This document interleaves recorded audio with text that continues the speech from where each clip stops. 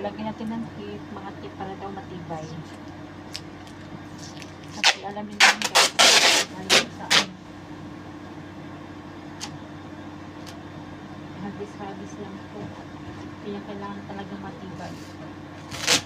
Lalagyan natin ng mga tip.